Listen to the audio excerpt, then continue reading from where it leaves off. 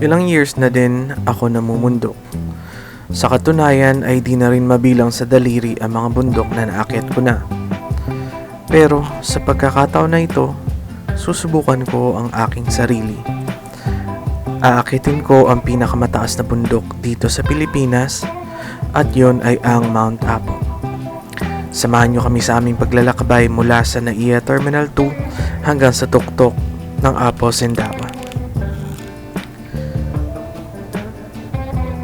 Sa biyahe naming ito mula sa 5 ay 3 lamang kami na tumuloy.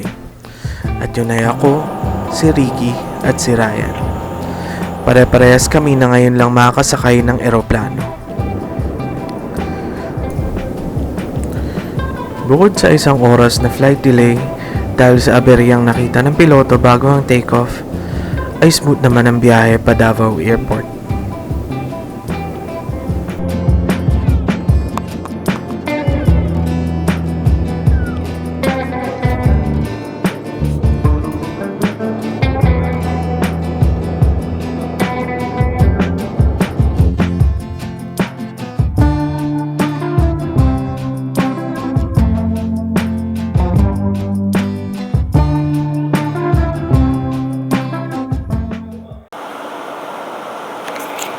Stop sa iyo mga chong, so nandito na kami sa Davao and maulan ngayon, so titingnan natin kung ano magiging panahon bukas sa pagkakit namin sa Mount Apo. Nakatago na? Pwede naman. Alright, so mga paps, nandito na kami sa hotel, napag-settle down na kami and medyo antok na rin talaga. So, maagang gising natin bukas. We have to wake up at least 2:30 a.m. And pipick upin tayo dito ng van ng 3 a.m. So, for now, we need to rest. So, bukas ulit mga chong. Kinabukasan, sa kabila ng masungit na panahon, bumiyahe na kami mula Davao City hanggang Digos. Dito sa Kapatagan ay nag-almusal muna kami at bumili ng iba pa naming mga pangangailangan.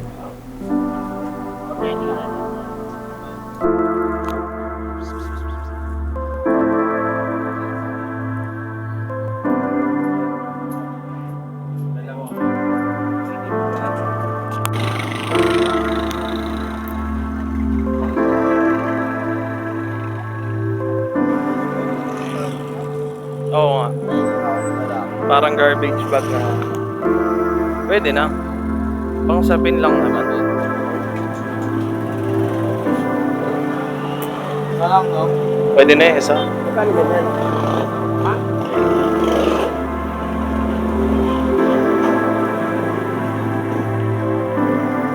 Ako.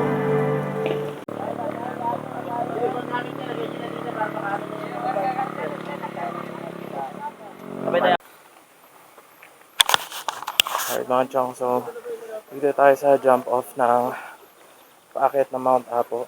Dito pa lang hinihingal na. Wala nang hangin. Wala nang hangin. So na-fake tayo nung hamog sa baba. Pag-akit natin dito, biglang ganito pala kainit.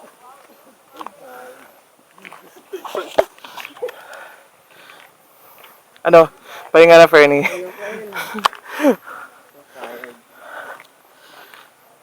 So, yan na yung summit. Natatakpan ng ulap.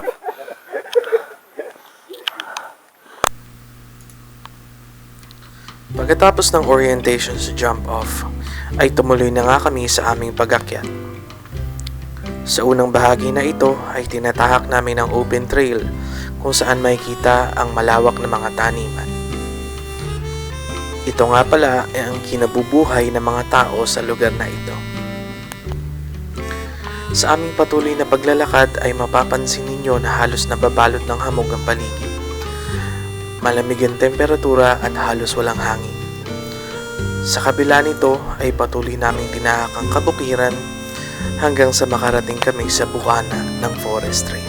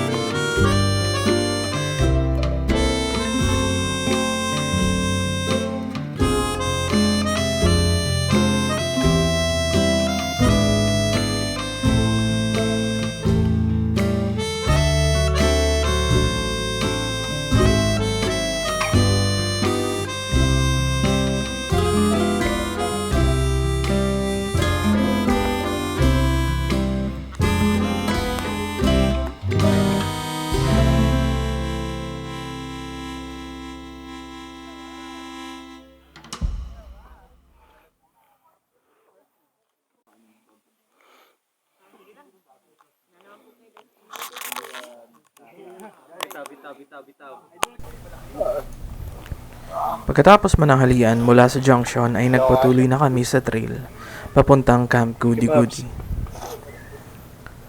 Mossy ang forest dito at maraming mga nakahambalang na nakatumbang puno.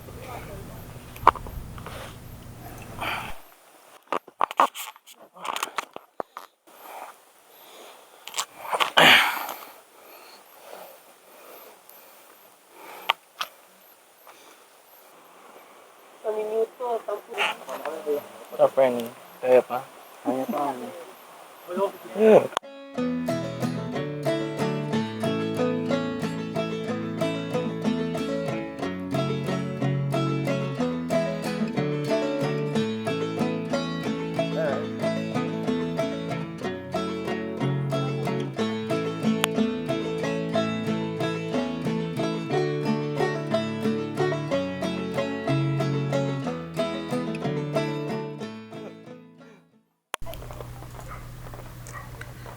Pagdating namin sa Camp Goody Goody ay biglang bumuhos ang ulan. Pagkatapos ng ilang oras sa paglalakad ay ito ang tatambad sa amin. Lamig, basa at pagod ang sabay-sabay naming naramdaman. So, magsi 6 p.m. na and nandito na ako sa loob ng templo. Medyo naligo kami sa ocean. Sobrang lala ng pagkaligo natin. Sabi, lalamig pero doon ngayon malamig na. Pero sabi, may chance pa daw na mas lamig pa. Good luck sa akin. Basang-basa itong ilalim ng tent ko. Sana nakasurvive tayo ngayong gabi. Basa rin yung pants ko. So, hindi ko na alam kung anong gagawin ko next. So, bukasan na ulit mga chong. Tingnan natin kung anong magiging kalagayan ng panahon tsaka kung anong oras kami makakapag-summit.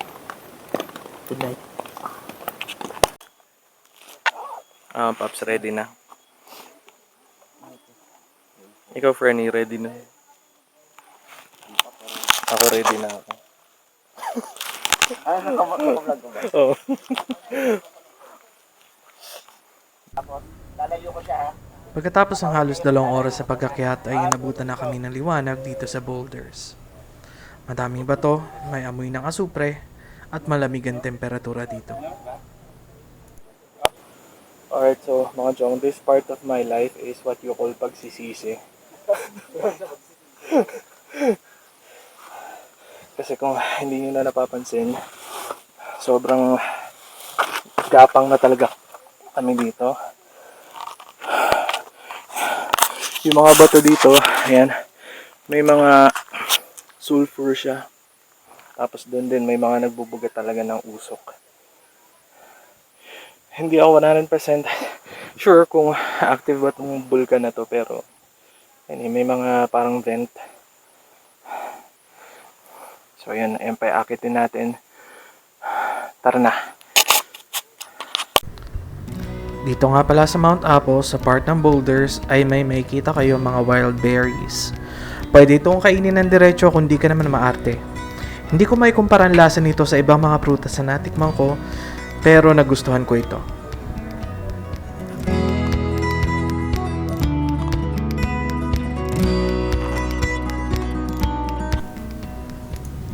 Ang part na ito ay tinatawag nilang white sand. Dagat na lang ang kulang at white sand beach na. Makikita ninyo halos wala pa rin talagang clearing at napapalibutan kami ng hamog.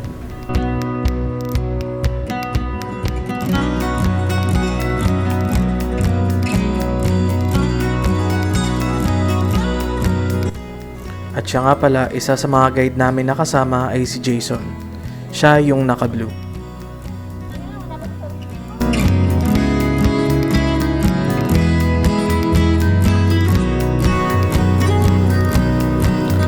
Pagdating namin dito sa crater, narinig ko na malapit na kami sa summit. Ito nga pala, 3 ang summit ng Mount Apo. Yung tinatawag nilang Digos Peak, Kidapawan, at yung Mother Peak. So, una nating aakitin ay itong Digos Peak.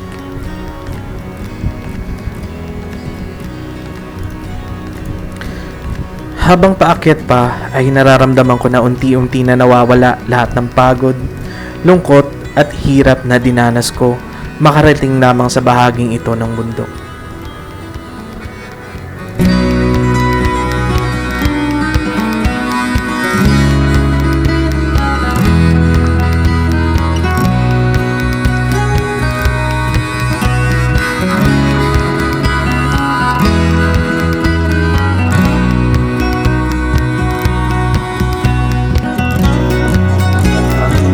Congrats.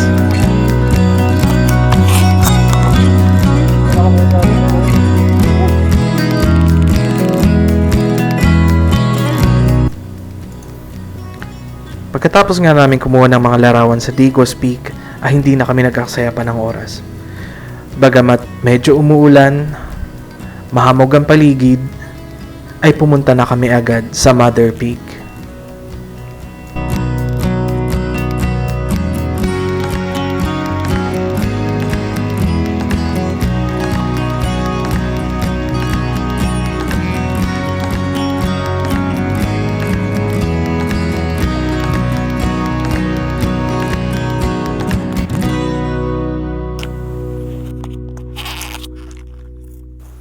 Okay, mga chong, so paakit na tayo ngayon sa third summit. Ayoko na sanang tumuloy pero naisip ko din sayang naman kung hindi tayo tutuloy. Andito na tayo eh.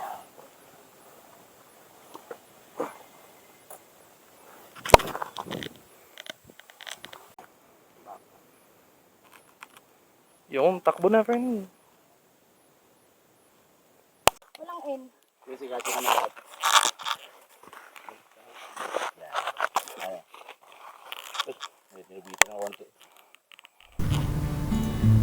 Pagkagaling namin sa Three Peaks ay bumaba na din kami agad. Halos di ko na na-vlog ang pababa dahil sa pagod at lakas ng ulan. Pababa na tayo ng summit ng Mount Apo. Malapit na tayo dun sa Camp Godi Godi. Saan tayo nag-set up ng tent. Kung saan tayo inulan. Sabi na, antok na ako. Pero kailangan pa nating push forward. Dahil hindi naman tayo pwede matulog dito. So yun.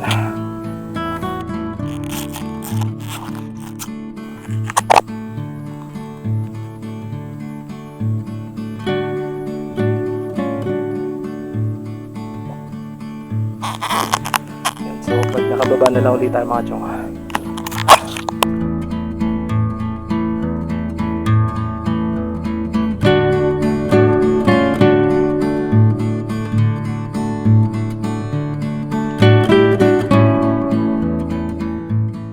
The next day.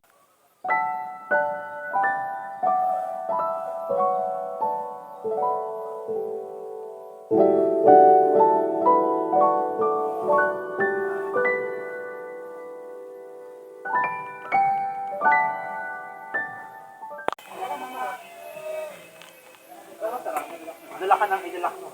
Tapos relax ka lang. Wala, wala pa. Wala, pwede ka.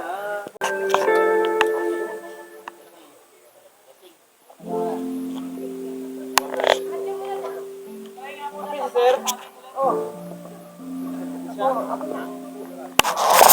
Paps, kuway. We survive. Sino naman na yung certificate mo doon? Ay,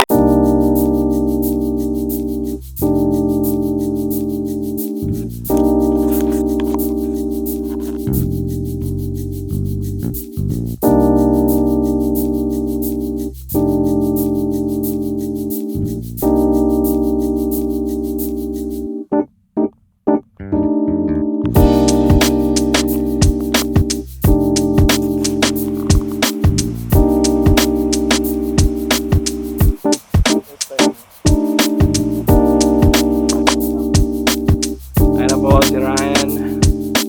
Ang pinakalalaki at pinakamatipuno sa aming grupo. Oh! Oh, Hanso. Biglang kas nasaluin ka namin dito.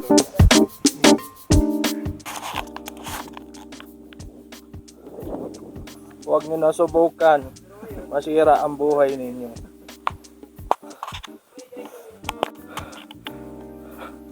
Alright, so mga chong, dito sa left side natin, tanim yata dito ay mga patatas. Ano sa di kalayo, no? Ganda ng view. Hindi lang ma-justify na action cam ko.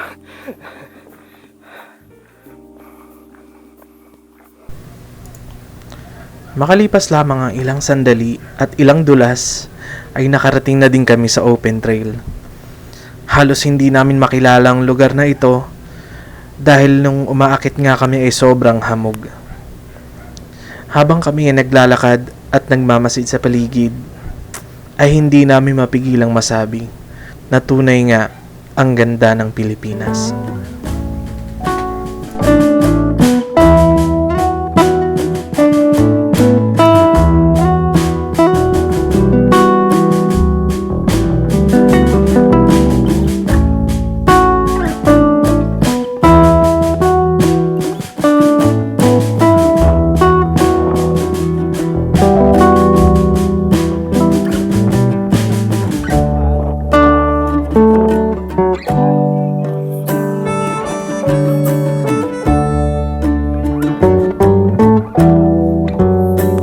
Santa Rosario, Cabanto. Marisol Chavez. Jerome Tito Bongaya. Ryan Stokit. J. Carl Mendoza. Thank you. Mark Gilbert Baltazar. Walang clearing eh. Sulit lahat ng pagod. Sa pagtatapos ng paglalakbay na ito, ay baon natin ang mga aral na iniwan ni Apo Sandawa. Kung umabot ka hanggang dito, taos puso ako nagpapasalamat sa panonood ng video na ito. Magkikita tayo muli sa kalsada man o sa trails. This has been the New Biker, now signing off.